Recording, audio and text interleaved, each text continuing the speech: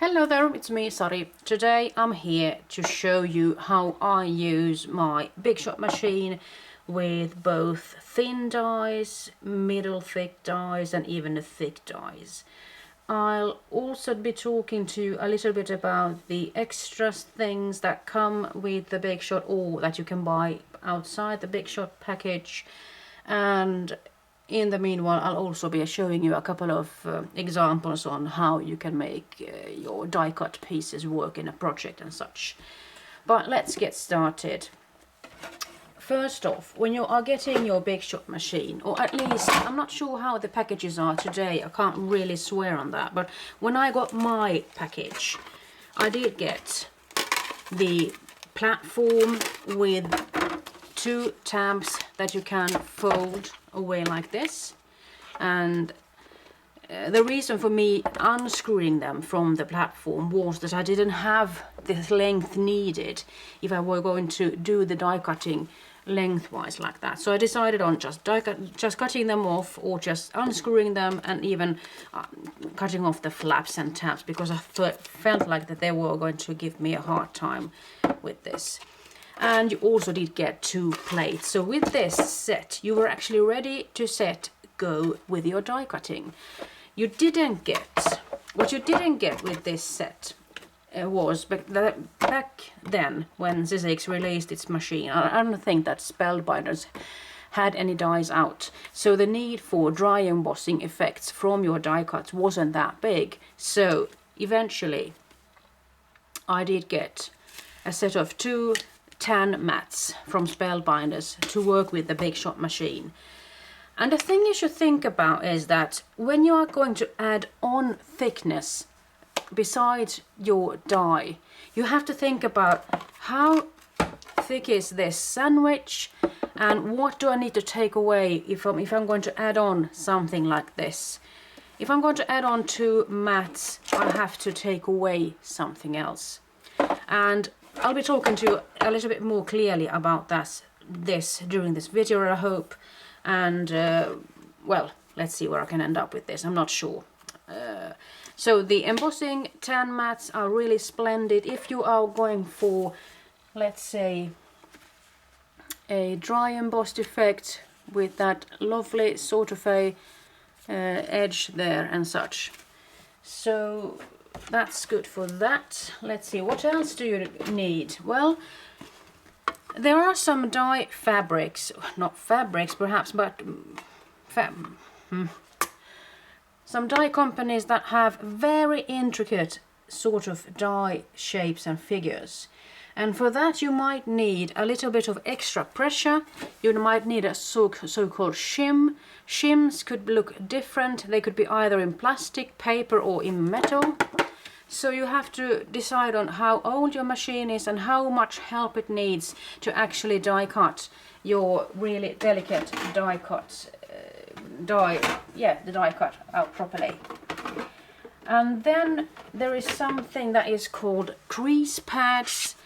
They come in various sizes, and these are very helpful when you're going to do some die cutting with a thick die from Sizzix. And the die has both a sort of a crease mechanism as well as a cut mechanism in the same die. So that's when you need these. I'll be showing you these later. And talking about these different kinds of cutting plates, they also come in different sizes and like this. So here's the really long 6-inch wide cutting pads. They also come in this small one, and these are perfect for on the edge dies from Sizzix. They are sort of this size and you can just cut a sort of an edge with them. The longer you work with your die machine or die cutting machine, the more worn and torn your plates will look. Eventually you might even luck out on breaking them. That has happened to me quite a few times, and since I still believe that, well, I could actually use these if I'm going to die cut something a little bit smaller, so I'm just holding on to these because they can still work. They will end up looking really horrible because the paper and the knives itself, they are constantly in contact with either side. and that will actually sort of cause it to either break or crack or something like that. But that's just normal. I'm sure that the quality, I'm not sure if you can even improve the quality of these. So of course there are new ones to buy, and it's a good thing, of course. So what else could I say about the plates and everything? Sometimes when you are die cutting something, perhaps for the very first time, you know, I have actually forgotten to tell you almost about the most important thing that recently has come out on the market. This is a magnetic plate. This plate is as thick as these two or these three together. So you needn't hassle taking and flipping these away, because now you've got that plate with a magnetic base that will actually help your dies to stay in place while you're doing your die cutting. So let's start with making something really simple. In this case I have used really clean and simple dies to make this card with. Okay, I have gone a little bit wild with those intricate label looking things, but I thought that I would start off with a circle like that. Let's see how long or how far my preparations will take me this time. So here I'm using a set of circles from Spellbinders, and well, you see, I could actually do something with it like this. Let's see if I'm, you know, sometimes when I start thinking outside the box I end up somewhere completely different where I intended. So let's see. All I have to do is use that magnetic plate and two of the cutting plates, and you see, here's the when the sound comes in. Sometimes the dies crack, crackle and pop, and some of you might get a little bit hesitant about that, but that is absolutely normal, nothing to be afraid of. In this case I have die cut a shape, and before I go further I think I'll just adhere the die cut to the die a little bit longer, because I do want to make a dry embossed effect with this, and I will also be adding on some ink or distress ink later. Now that I am going to add on some thickness to the die, I'm just going to go completely from that. I'll be going back to my really basic, clean and simple plate like that. And sorry for the turning of the video there. I'm not sure if this is going to be good at all. Everything seems really warped. Now that I'm going to do some coloring of this one, you know, I have thought about this completely wrong, it seems like. No, I haven't. Sorry about that. But the knife bit is here. So since this is where the knife bit is, I should start by using the two embossing mats, placing them in between the cutting mats, and then I'm just going to run it through. It's not going to cut this time. Those rubber mats are just going to give it a sort of a lift or an embossed effect, really.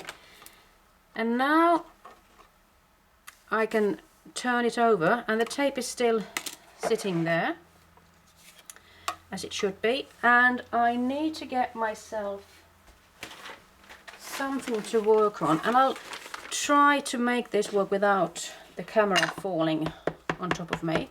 What I'm going for now is just I'm going to use the template from this die to create a darker circle in the center, and keeping a lighter edge for the circle that is actually hidden underneath the die cut itself. Soon enough you will see what I mean. So this was what was absolutely pretty revolutionary when the Spellbinders released their dies. You could do three things with them, you see. You could die cut, you could dry emboss, and you could also stencil. So they call this stenciling, and I can understand it, because now you actually use that die as a stencil to create something else with a deeper hue. So there you can see that just adding on some color to this looks like it has two layers on it, but it doesn't really have it. So I'm thinking that it's pretty useful if you are a bit aware of how much the card itself is going to cost when you're going to send it away to somebody and such. So it's a nice way to actually just save a little bit of weight there. Let's see, I'm just going to tidy up a little bit in between.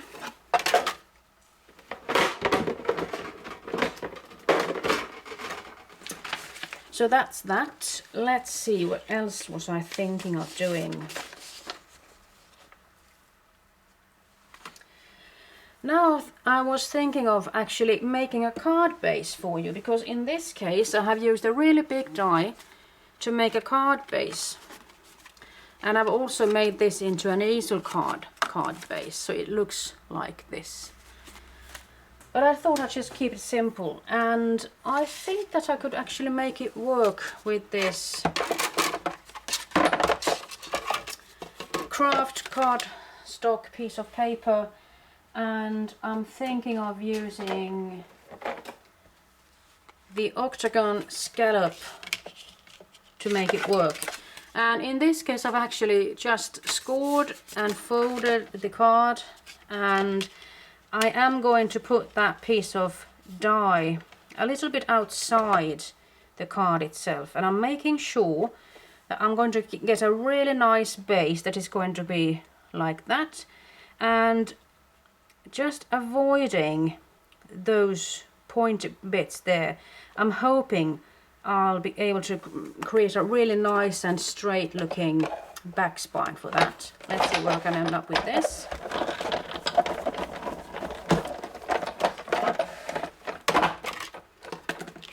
And I could just flip it over to see has it cut properly. If it hasn't, you might actually benefit from just going once more without removing it from the die itself.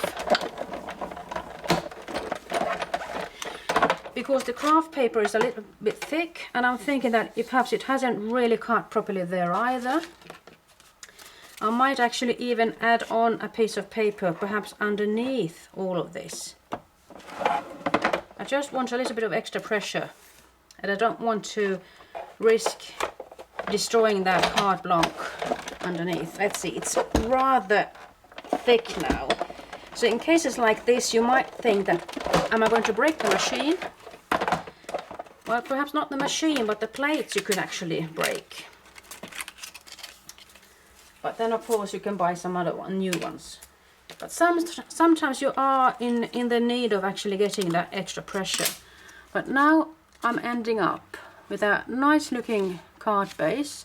I have this straight edge there, and since the pressure was a little bit higher that I started off with, I actually did get that dry embossed effect there that I was going for. And if I would like to, I could of course keep it in here and do the same thing with the stenciling, add on some paper and color here just to get that depth, and then I could make a really easy card, perhaps just stamping one layer and making a one layered card or something like that. So that's a little bit about that. Let's see what the next thing is to do. Well, you could of course combine different kinds of...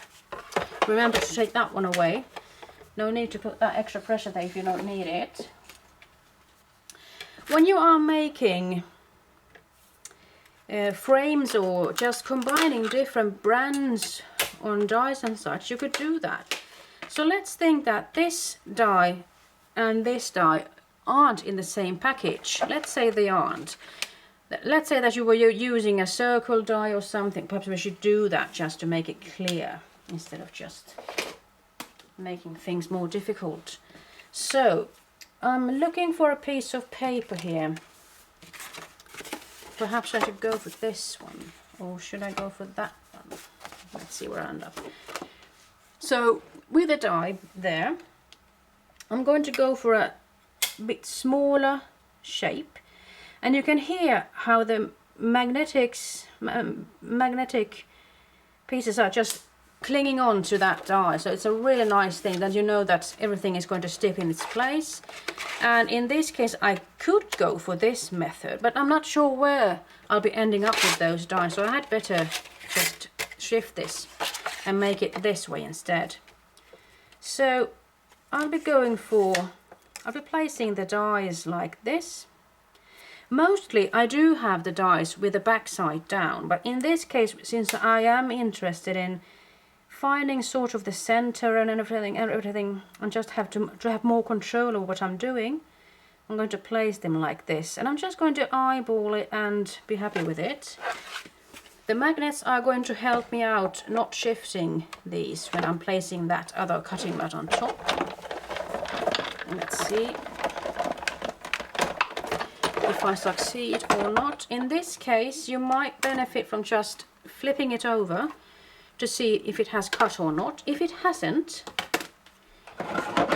you might actually do the same thing, adding on some more pressure. But in this case, I think I'll just try to flip it over again. As you can see now, something has happened. I won't be needing this circle anymore because the circle has done its job perfectly. But what I need is some extra pressure for this one. I'm hoping it's still in its place, and now it's time to use that metal plate. I'll be just placing it over the back side, not on the same side where the knives are, because then that is going to destroy the metal plate. So just think about how you're going to place it. So let's run it through once more, and it's rather tight now, as it should be, because it's adding on some extra pressure, and that is what you need in order to be able to cut it. And as you can see, it starts to look rather nice now, doesn't it? So what you'll be ending up in this case is something completely different than I was attempting, because I didn't think it had the knives there as well. It doesn't really matter, it does the trick. If it hadn't had the knife here as well, I would have ended up with a circle in the center, and that would have been a nice feature now, wouldn't it? So you need to know your dies rather well, and after die cutting you might have to use either a needle or something, or you could just use your fingers to get away of the die cut pieces in the, and you can actually end up with a really nice looking frame like that. Let's see, a little bit of cleaning.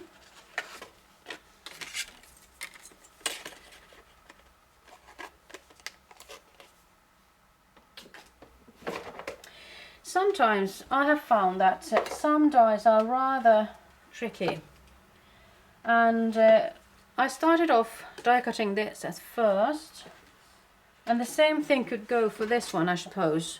I just left it in the paper because I wanted to be sure that I show you how easy it is to just make it cut properly the next time. So I'm doing the same thing. In this case I'm just having the paper on top and the metal shim underneath the die, still on the back side of the die.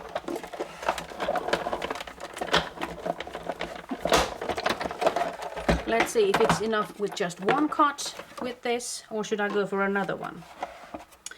Let's see. If I'm going to take this one away, and then of course you have to pay attention to what kind of paper you're using. Some papers aren't really as durable as others. I usually like to use watercoloring paper, especially the 300 gram one. And well, in this case, let's see where I'll end up. In this case, I have a frame that goes inwards. I'm sure I could have benefited from just die cutting it once more, because you can see at some places I can actually get it out really nicely, whilst not as easily on the other parts. Let's see, perhaps I can make it work anyway. What you can see here is that it hasn't cut it out per se from the paper. So with a die like this, you can actually make an inside sort of frame. And this set, which is from Marianne Design, does have an outer piece of a frame bit. So you can actually just make a frame for it, or you could just die cut it as I did here and make a broader frame for it, and with that get a little bit more to fasten your glue or 3D foam tips or whatever on. So I'm thinking this is a nice technique to just take with you and well, make something out of it later. And in this case, since I'm doing this tutorial, I'm not going to poke out all of these blue bits, but of course you have to do that before you do your die cutting the next time, because otherwise you won't be succeeding as badly as I did here. Even you'll be succeeding even worse. So let's see, what else could you do? Well, I started out talking about something, and this is a die set from Spellbinders. Could it be floral ovals or something? And I find it rather difficult to getting the shapes out. So I decided on putting on something that is called funky foam. No, eject foam in this case, eject foam. And what it does is that it actually ejects the die cut out from the paper. I'm not sure if I'll be able to fit in this, but well, I can give it a go. So with the eject foam there, it's going to sort of push the die cut out from the form. In some cases I have found that it's the only thing that actually helps, and in this case it doesn't really cut it properly. I should have had the metallic plate underneath or on top. I could give it a go, but I'm not sure if I'll be able to actually keep it in place. Just keep your fingers crossed. Let's give it another go. So shimming your dies could be very beneficial. You could use paper or plastic or something just to give it some extra pressure. Let's see how it looks. Well, it has sort of run away a little bit, but actually it destroyed it completely, because now it has cut, so everything is going to be destroyed. So you have to think about, even with that eject foam, it is rather difficult to get this one out.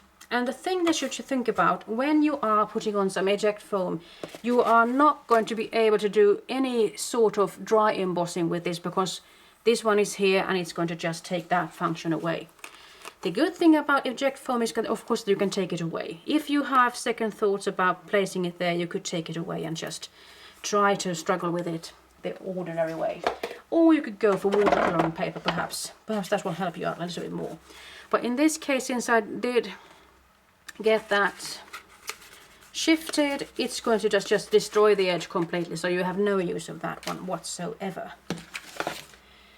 And if you are interested in working with really big dies, as this one from Spellbinders, I mean, I can't really fit that one into my small Big Shot machine here. There is of course a bigger Big Shot, but there is also an electric die cutting machine that is called ebosser, and that you could use. And I have made a tutorial about the ebosser before, so you could look into that if you want to see something else. And well, let's see, one more thing that I have recently discovered and become quite fascinated about is the stamps and the dies that go with them, because I think it's really nice to actually be able to stamp something like this with the Santa and the Merry Christmas and the Christmas trees, and to have the matching die sets to go with them. So that is a really nice way to actually make your life a little bit more easy. And unfortunately, the selection for the die slash stamp sets aren't that big, or isn't that big, but I'm hoping it will increase within time. I have by now actually managed to, I did show you these in a previous video. I mean, there are also alphabetic, there are both stamps and dies, and you can make it work like this, so it's going to help me out anyway when I'm going to do my crafting. So now we are there. So I'm hoping I have sort of shown you how much fun you could have with your thin dies. This is something else that I made, a card for Project Life perhaps, or just an easy peasy card for something else. And I have continued working with that ballerina die cut that I had shown you just the other day. And this card was almost ready, but it just missed out on something. And I thought that this ballerina could be really nice there. I just love something that you do. Dance or laugh or whatever it might be. I have been talking about thin dies, but also half thick dies. And when it comes to using the really long Zizlitz dies from Sizzix, I mean, there are both film strips and there are some letters and there are some different shapes that could be useful. And especially if you're going to use it for a pattern or something that is really as long as the die itself, I recommend you to use these extra plates. So you could go for the thinner ones or the more narrow ones, but they are 12 inches or actually 13 inches long. So this helps you out when you're going to die cut out of these. These dies are a little bit thicker than the other ones, and they also have some sort of a funky foam or foam thing here, which is going to release the die cut itself. Another brand that has half thick dies is Cuttlebug, and since this is a metal backing on this, you absolutely must remember to leave the die with the back side down, because I have actually forgotten about it, and I have run it through the machine like this, and it sort of becomes a banana in the end, and it's really hard to actually get it to go right after that. So I'm actually, this is what it looks like. It isn't absolutely straight. I can still die cut it, of course, but I'm not happy with the way I learned that lesson. And let's see, let's go to the final part with the dies. I might do a little bit about dry embossing folders later. And well, there are a few different kinds of dies, or how they look. So when you're going to use really thick dies as these are from Sizzix, and this one is from Tim Holtz. This one is called Elegant Flourishes. And if you are going to go for thick dies, why not think about what you could actually benefit from when you're going to do your die cutting. This isn't going to give me the complete sizes of both of those figures now, but I'm just going to put them there. I'm putting here a double folded, or a folded card, 300 gram watercoloring paper, my absolute favorite. And with just one pass, you are getting these beautiful figures, and no hassle at all. You are getting them out of the paper, or perhaps even a corrugated carton or something like that. You are getting them out of this really easily.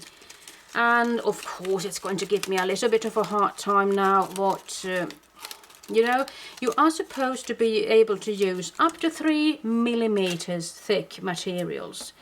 And with these, just imagine having to fuzzy cut these. I'd rather die cut them with a die, actually. So this is one shape for that Biggs die. There are of course longer dies, and in this case I've got a really long die with an alphabet that I haven't used before. This one is called Block Talk Lowercase. It's also from Tim Holtz, and in this case I'm using a really thick funky foam bit, and I'll be using those long cutting plates. I'll be replacing the middle plate with this long thick plate.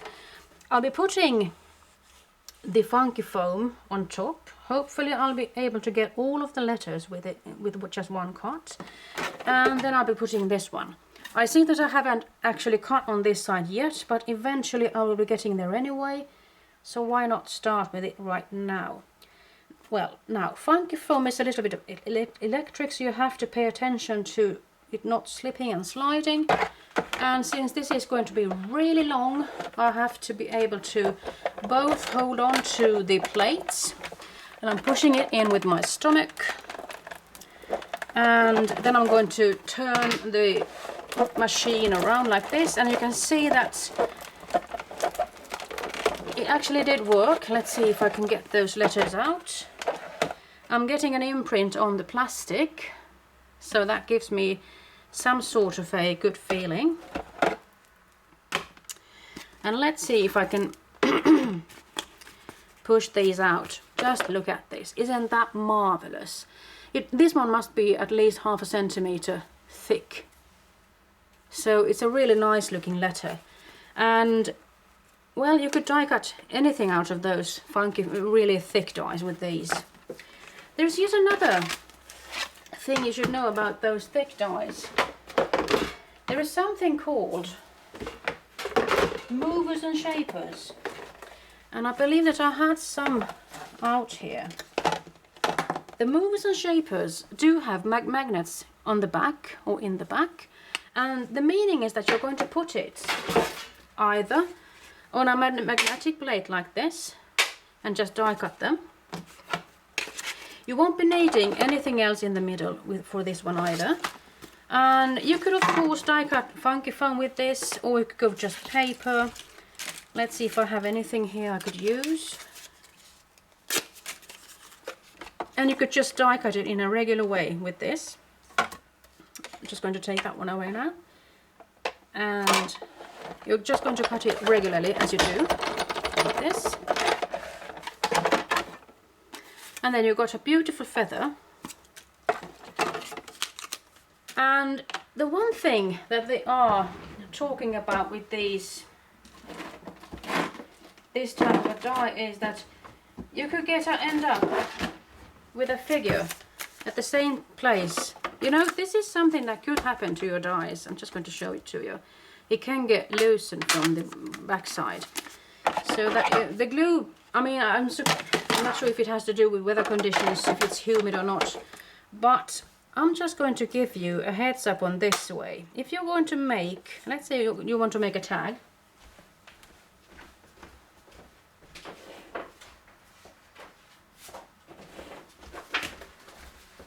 I'm just going to fold this paper twice, or double it, and I'm just going to place it on top there.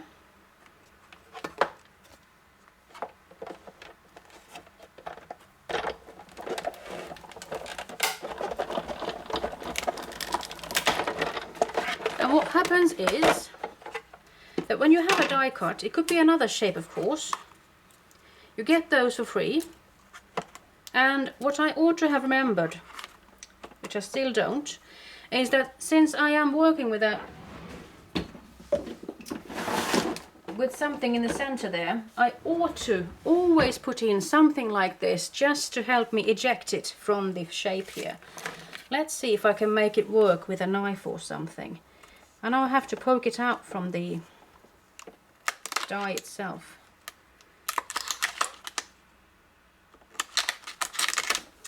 But what you will be ending up with, let's say you were making an album or something and you wanted certain kinds of holes in your papers. In this case you could actually die cut it, and since the magnetic is going to keep it in its place, you could do several pages with the hole in the same place, and that's a really easy way to actually make it work. So of course you have to think about, in my mind I was thinking that this feather would have been on this side, but it's going to be mirror looking, so you have to think about that. So is there anything else I could give you before I wrap this up? Let's see, hang on there. Well, of course I have to show you something about dry embossing, and then I have to go back to the regular platform. Let me show you something. You could dry emboss just regular paper with a beautiful sort of a texture fade, as Tim Holtz calls these. Something that I forgot to talk to you about before, as I can look at this one, is that I have used just thin dies to cut this beautiful cityscape in black, the word life and the hashtag and the clouds, just with thin dies. I have also die cut this word love, I'm not sure if you can see it, out of shrink plastic, just with a thin die. So you can actually use your thin dies to this as well.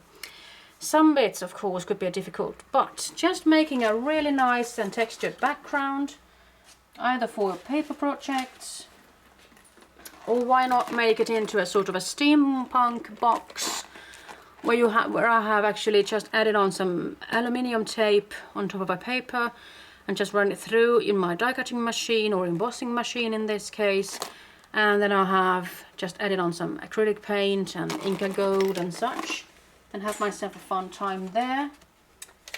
And I could also show you that this is another way to make a really clean and simple card with a brick wall texture plate or texture plate. And what I didn't show you before was that the possibility of actually using the thick dies from Tim Holtz for example, and you can cut out these beautiful things out of corrugated cardboard, which is rather hard. You can cut out houses and trees and everything, fences, just whatever you have. So there is so much fun to have with those dies. Let's see if I can find my place again. Yeah, I was talking about the texture phase, wasn't I? So let's just take a piece of paper. I haven't got a complete piece of paper here, but I could actually just make it work with this, just to show you how much fun it is. You're just going to put your piece of paper in between the folders, opening mechanism like that, and you're going to run it through. And some of the texture fades or embossing fades have a really nice and crisp texture to it. Now what I could do, and you could also have a debossed effect if you wanted to. What I could do now, of course, is just add on some color. I could either swipe it on with an ink pad like this, just to hit the raised edges, raised bits here. You could spray on this, you could spray the paper first, and then you could add on this later. I mean, there are so many ways to go with this. So I think I'll just be signing off there. If you have any questions, if you want me to make a follow-up video or something just to highlight some points, I'll be happy to do it.